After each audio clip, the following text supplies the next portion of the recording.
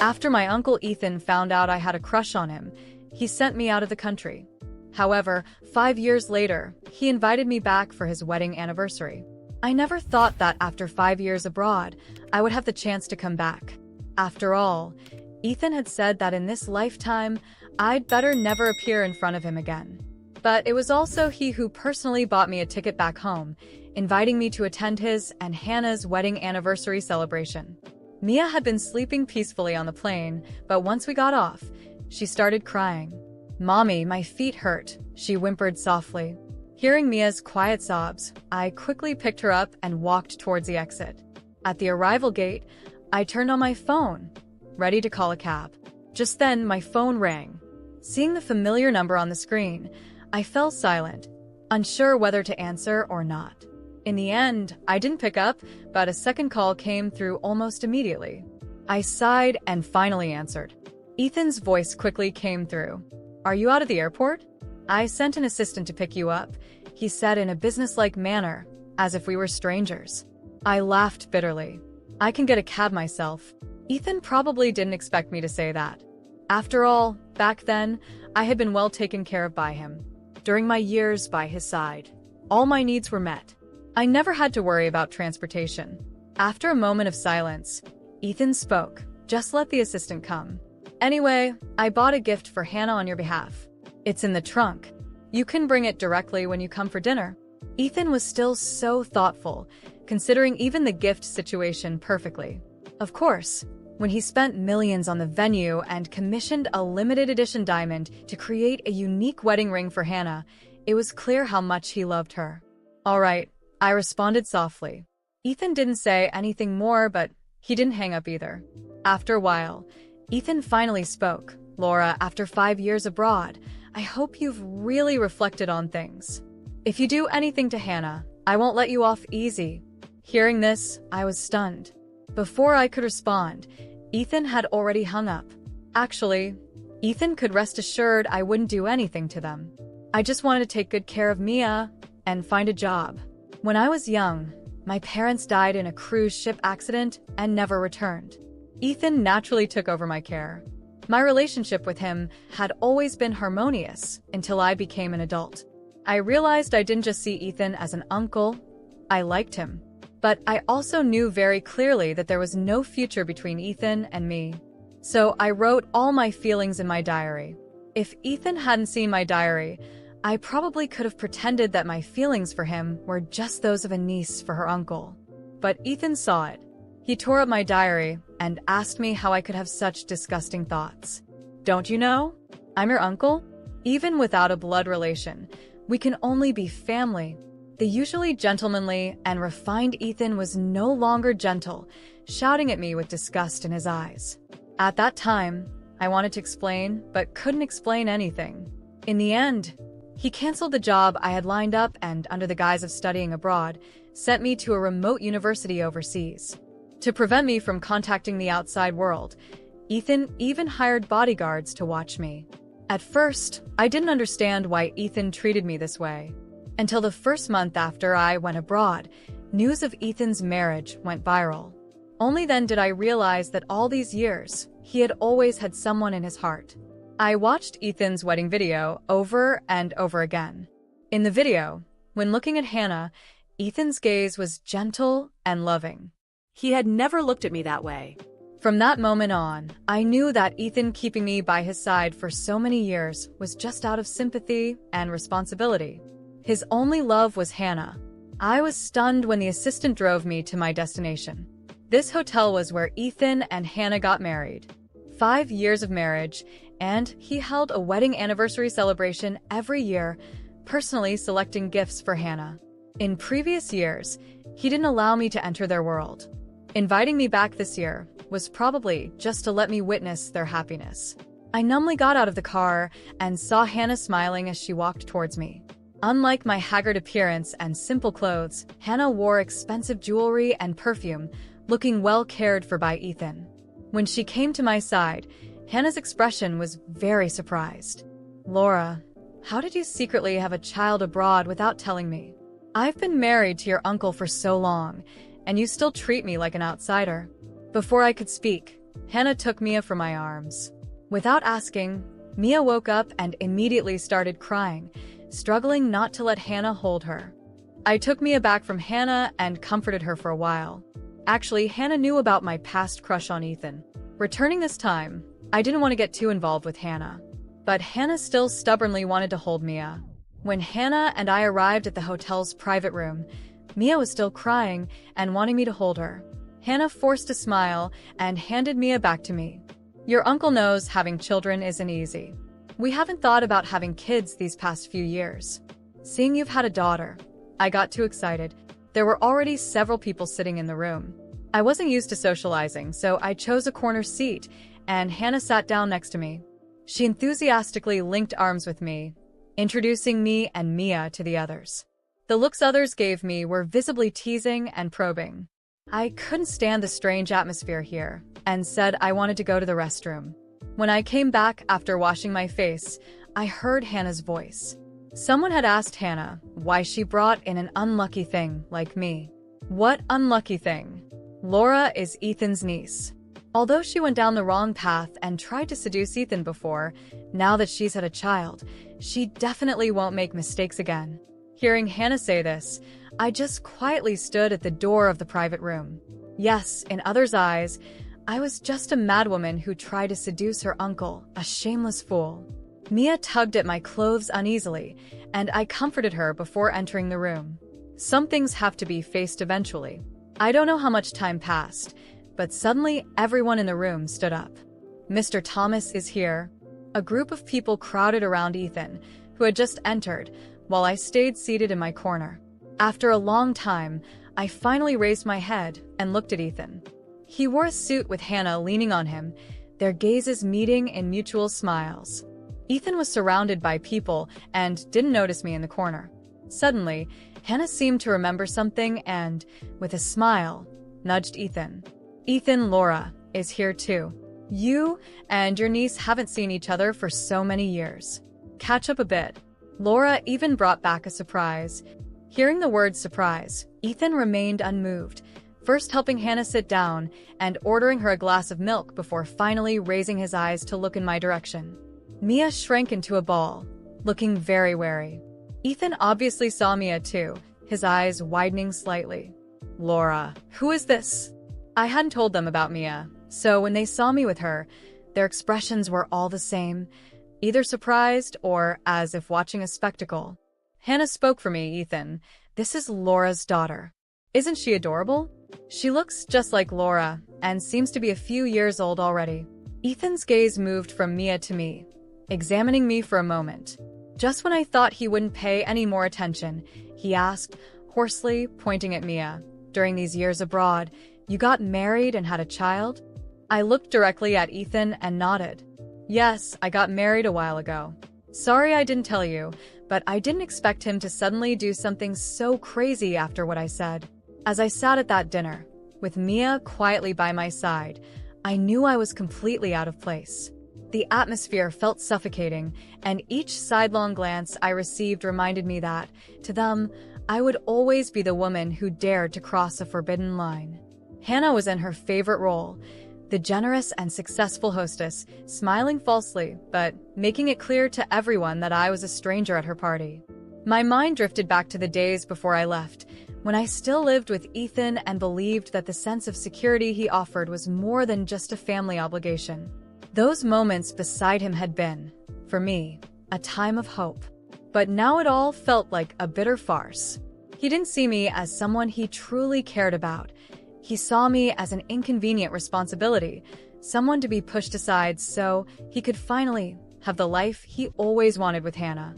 While I pondered, Hannah seized the moment to call attention to me. Laura, tell everyone about your years away and your new life. Her gaze said it all. It was a poisoned invitation. She wanted me to recount every detail of my life, to confirm that I had failed.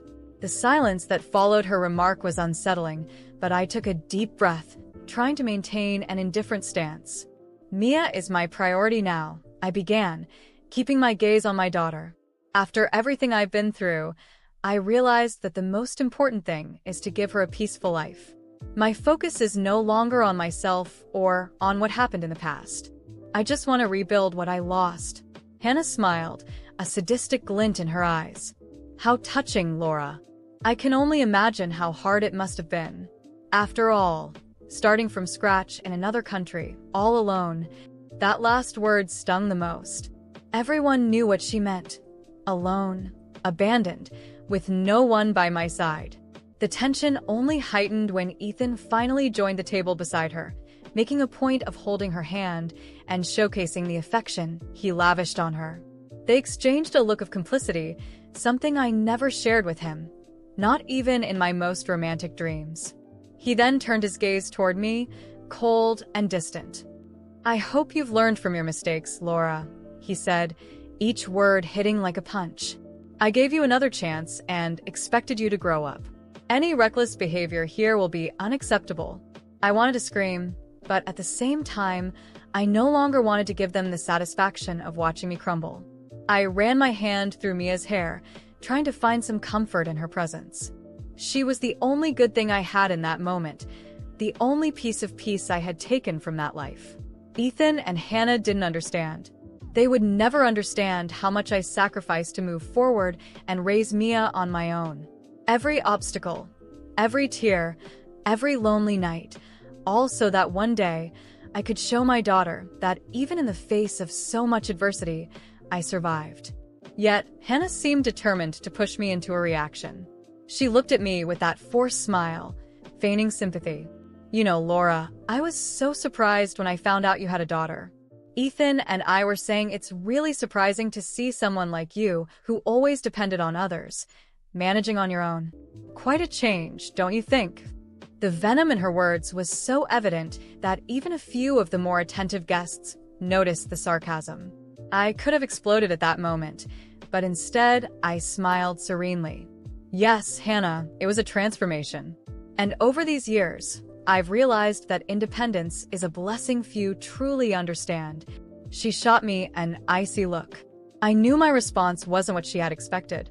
Ethan, impatient with the growing tension, muttered something to Hannah, trying to calm her down, but she brusquely pulled away, offended. She then rose dramatically and announced that she needed to clear her head. As she left, the room was filled with an awkward silence, but I felt an unusual calm taking over me. It was as if, finally, I was taking control of my own story. They wouldn't break me anymore.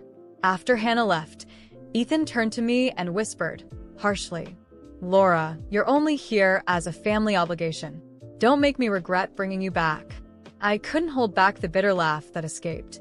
"The family obligation you felt? Ethan, you were the one who exiled me, who sent me away as if I were a burden, who never really cared about what I wanted, only about what was convenient for you. You wanted Hannah, you wanted the perfect life, so you shipped me off like an inconvenient piece of the puzzle." He was silent for a moment, surprised by my audacity. But before he could react, I continued.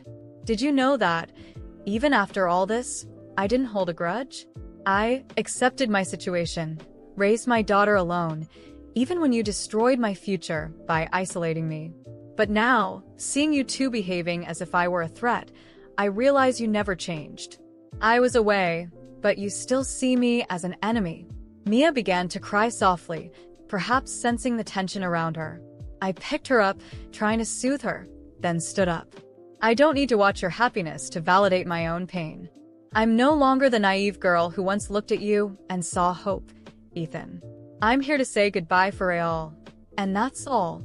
He stood frozen, speechless, as I walked toward the door, Mia in my arms. The guests murmured among themselves, some visibly shocked, others amused by the scene. Hannah threw the accusation onto the table like poison. "You know, Laura, everyone here knows you once tried to seduce Ethan. It was a difficult time for him, but life moves on, right?"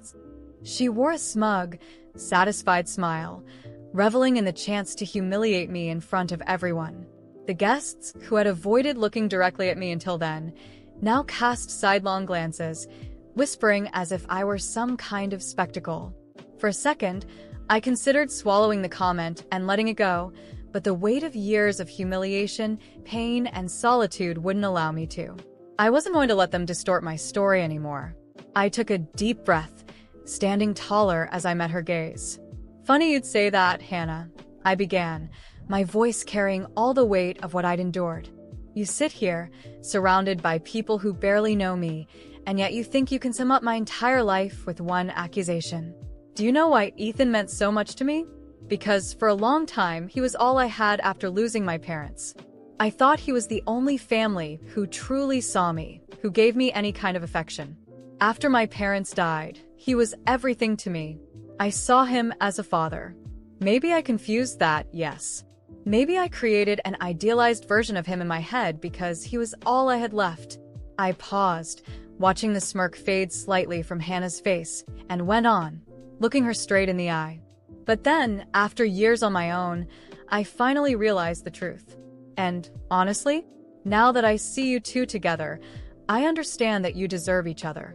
I mistook what I felt for Ethan as gratitude, as a need for family, but now, seeing the reality, seeing how the two of you treat others with arrogance and cruelty, I understand that you're a perfect match." Hannah's smile faltered, her expression wavering between irritation and confusion. Ethan sat beside her, swallowing hard but saying nothing, maybe for the first time realizing that he had no control over this moment. There was so much to be said, so many lies that had gone unanswered, and now was my moment to finally address it all. "You talk like I came here to disrupt your perfect little world, but the truth is that the only reason I'm here is because he invited me." I nodded in Ethan's direction. "He was the one who sent me the invitation. And you know what I realize now?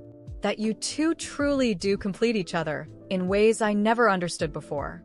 I once thought I could fit into your lives, that maybe there was a place for me, but now I see it clearly. You're both exactly where you belong, with each other."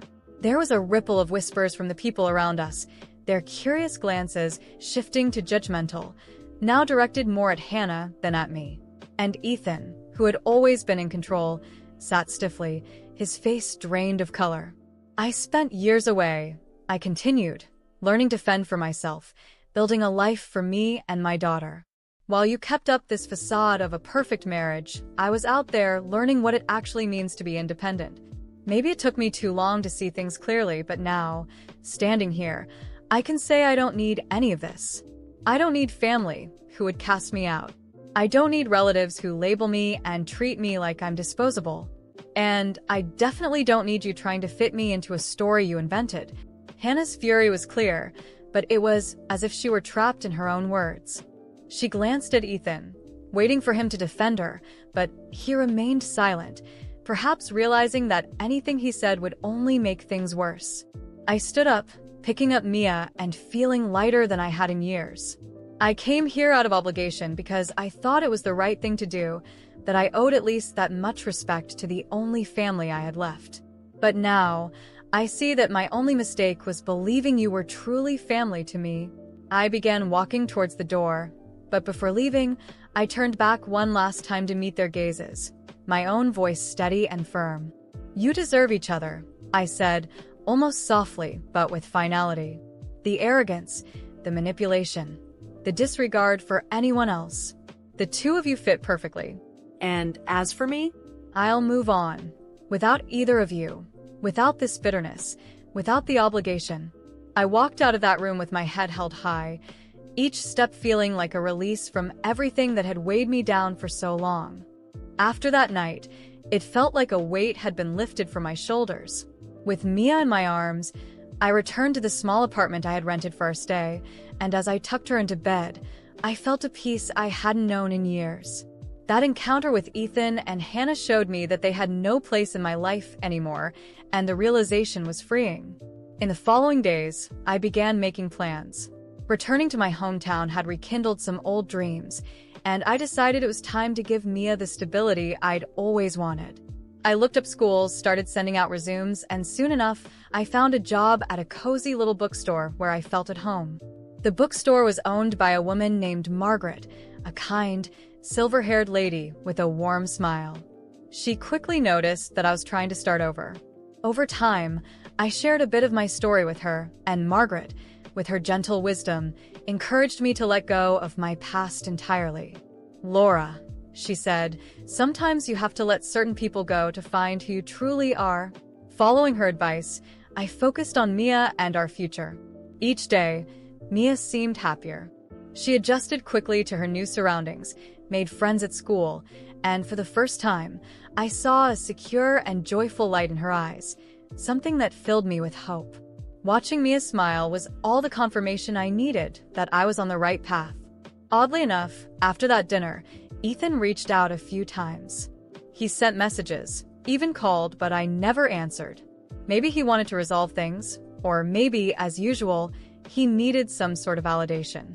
But I didn't need to hear his apologies or empty explanations anymore. Every unanswered call felt like a step toward my own peace. Over time, the messages stopped, and my life started to take shape. Mia and I settled into a routine, and everything finally felt stable. Before long, I was promoted to manager at the bookstore, giving us an even greater sense of security. I now had something to call my own, something I had built independently, far from Ethan's shadow.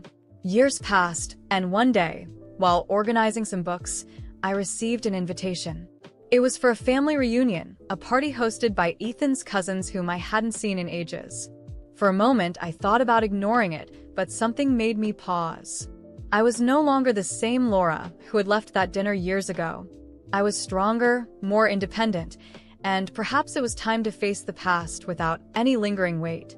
At the reunion, I was warmly greeted by distant relatives who barely recognized me. Ethan was there, of course, but this time, the discomfort wasn't mine. He seemed taken aback to see me and tried to approach, but I greeted him politely, then returned to mingling with friends and familiar faces, barely acknowledging his presence. Somehow, my indifference felt like the ultimate freedom. Ethan no longer had any power over me. As I left the gathering, I felt a sense of closure, a certainty that I had finally closed that chapter of my life. Ethan and Hannah would continue living with their choices and consequences. I had my own story now, one that no longer needed to be shaped by them. Today, Mia and I live in a comfortable home, surrounded by friends and things we love. I've built something solid and secure, something that no one could ever take away from me. And at the end of each day, when I look at my daughter, I know that all the struggles and heartache were worth it.